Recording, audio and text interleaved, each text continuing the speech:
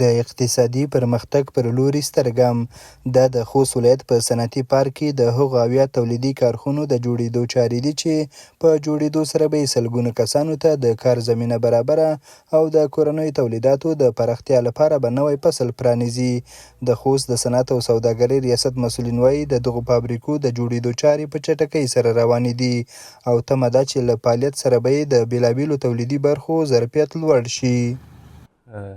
اوس فی الحال چې په کوم پارک باندې موږ کار روان کړی دی او عملا کار پکې شروع دی، تقریبا دلته موږ 400 تجربه مځکه لرو. په دې کې 211 کارخانې به انشاءالله په راتلونکي کې فعال وي. په دې ځای کې کار پرې روان دی. اوس فی الحال تقریبا اویا شاوخوا کارخانو باندې فی الحال کار روان دی او تعمیراتي کارونه یې په ساحه کې شروع دي. د مسؤلینو په خبره د صنعتي پارک د بنسټیزو اړتیاوو د برابرولو په برخه کې د برېښنا او سړکونو جوړولو پروژې هم منظوري شوې دي او ډیر ژر به یې عملي کارونه پیل شي. دوی زیاتوي چې د دغو پروژو په بشپړېدو سره به پانګوالو ته مناسب چاپیریال برابر شي، د پانګونې کچه به لوړه شي او د هیواد اقتصادي ودې ته به لا زیاته زمینه برابره شي. هغه څوک چې د صنعت جواز ولري د هغې دپاره موږ په مختلفو بخشونو کې ډېر تخفیفونه لرو. مثلا برق چې دی یا د تجارتي برق چې دی یا په 11 روپۍ باندې یونټ شاوخوا حسابېږي، موږ په 6 روپۍ شاوخوا باندې یونټ ورکوو، یعنې تخفیف دی پکې تقریبا 10% تخفیف لرو موږ.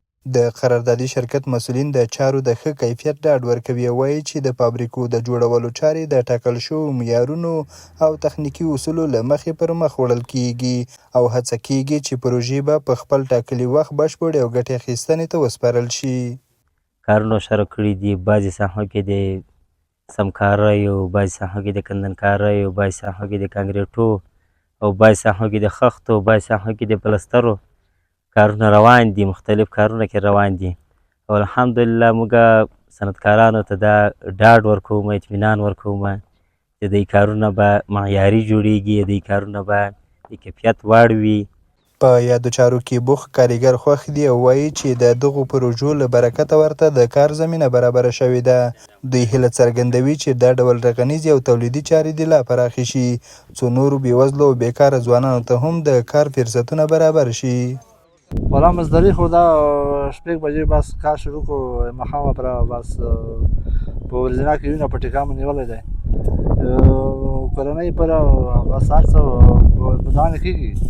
2 میاشتې اندازه کېږي چې کار جریان لري او ډېر موټر لګیا دي. خښته موږ خښته او شګه دا صنعتي پارک ته دا راوړو. د خوست په صنعتي پارک کې د فابریکو د جوړېدو روانې چارې د صنعت د پراختیا، د کارموندنې او اقتصادي ودې لپاره یوه هیله بښونکی ګام بلل کیږي چې د خلکو په وینا باید ورته پروژې لا پراخې شي. حیران احمدزی، امید راډیو، خوست.